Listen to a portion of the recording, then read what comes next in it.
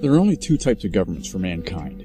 There's either the Creator's system of rules, or Satan's many various forms of rules that disagree with the Father's laws, or they'd be called anti-rules if you really wanted to put them in a category, I guess, but there's no in-between rule system for those who, even in the least, believe in the God of the Bible. There's either the law system of the Father, which are the simple Ten Commandments and the biblical statutes and judgments that fall underneath their respective categories, or there is the law system of Satan, which is simply described by the Satanists as falling under one simple rule: do what thou wilt is the whole of the law, which means, in essence, to do whatever you want, so long as you don't follow the Father's rules. Or it might be like Satan saying, if you follow me, you can do anything you want to, and I won't chasten you, so long as you do whatever you want, because I like doing whatever I want too. So there's either the Father's rules or Satan's.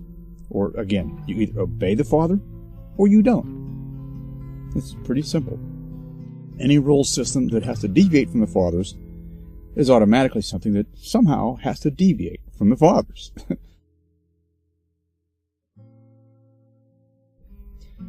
Therefore, there's either the God of the Bible who said, obey me, or Satan who says, disobey that guy. So there's only two deities, two systems of law. If you're not following the Father's law, you're following the other deity's law system, which then makes them both theocracies. There's only two forms of governments. They're both theocracies. So when somebody says, following the Bible, that's a theocracy, don't let them scare you. You're either obeying the Father in heaven, or you're disobeying the Father. But man has forever dreamed of having his cake and eat it too, right?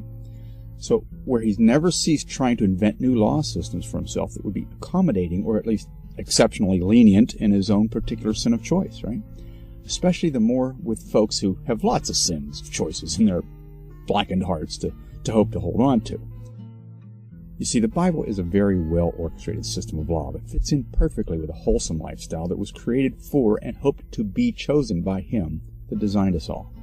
But those who are not happy with such clean lifestyles were more prone to try and rearrange things, to try and get the law systems to work in their favor. And since you can't just write a law system that says, disobey God, and expect people to come, it's not going to happen, because your sin of choice might not be the other person's sin of choice. In other words, if you like to murder people, and other people don't like to do that, very few people are going to come to your system of law and your kingdom. So you're going to have a minority of people, and which means you won't be able to defend yourself, because you'll be a minority. If you choose a law that says, I like to be a pedophile, of course, again, you're in a minority category. So if you choose a group of them, then of course you have to write them all down, and then of course then you have to worry about all the other people in your system doing those things against you, like thou shalt not steal, thou shalt not murder. You have to worry about them doing it against you if it's lawful to do such.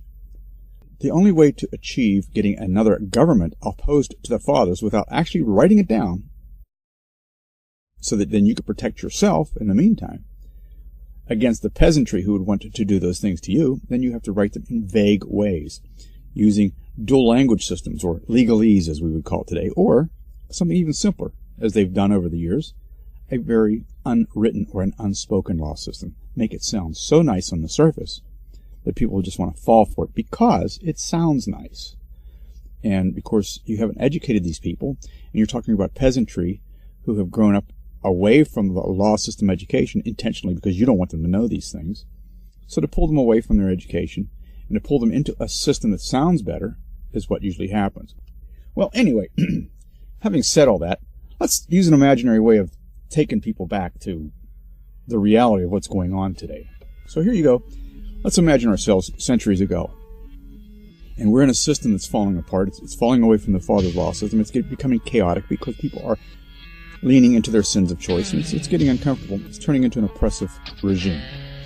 So you're off with your bags packed, you're heading for parts unknown, you don't know where you're going, and you're walking across continent after continent, and you finally see a kingdom ahead of you. It looks like a great palace. What a wonderful looking place to live. Oh, it looks like it's hard to get to though, but that's a good thing because it means who could invade them?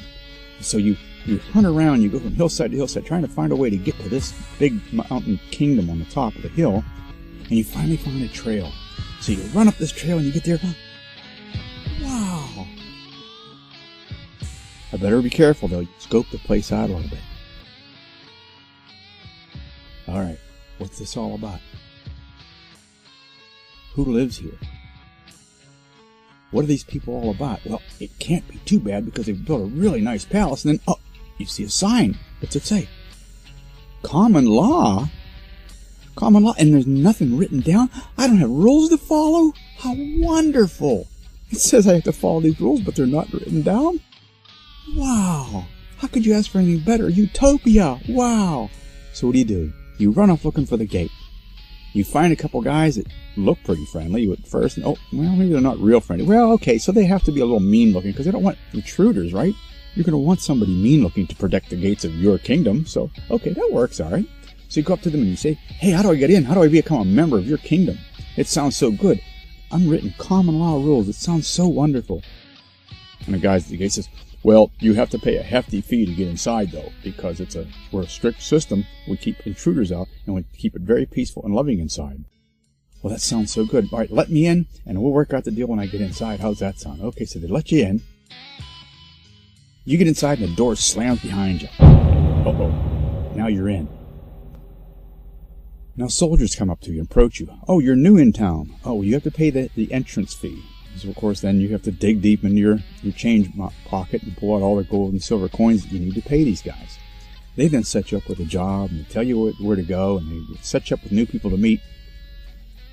At first, it sounds great. It looks wonderful. Until you start finding out that these unwritten laws were written to be unwritten so that only the king could tell you what to do whenever he feels like it. Well, because why? Well, there's unwritten rules. It's whatever the king and his friends feel that should be a rule that day. So eventually, you find out you're in a slave state that was worse than the one you left. One of the rules is, if you want to leave the kingdom, you have to pay 10 times what you had when you came in, which of course is basically impossible because they don't allow you to make any money while you're there.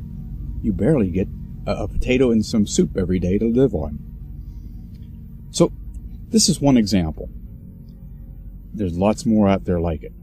When people are confronting you with common law or natural law, unspoken laws, or unwritten laws, and you can look all this up. There's an article on our website that have a lot of these documented laws from Black's Law Dictionary, from Webster's and Blackstone's and what have you, explaining that yes, there are a lot of unwritten laws throughout history that were written in vague ways, even claiming to be unwritten to do that very thing, so that then only those at the elite positions of power and their judges below them in their courts know which way to make all the court decisions sway to benefit the system and not the peasantry. So don't be sucked into these things. Be real careful. The Father wrote all his down. In fact, he cast his commandments in stone as an example for us out of love.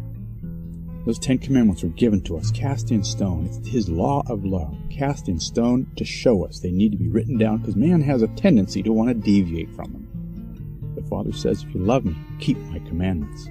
The Messiah said, if you love me, keep my commandments. I and the Father are one. His system of law is there out of his love for us so he can protect us, as a good king and a true Lord would do. It's up to us. Thanks for joining us. Hope this helps. Blessings to you all.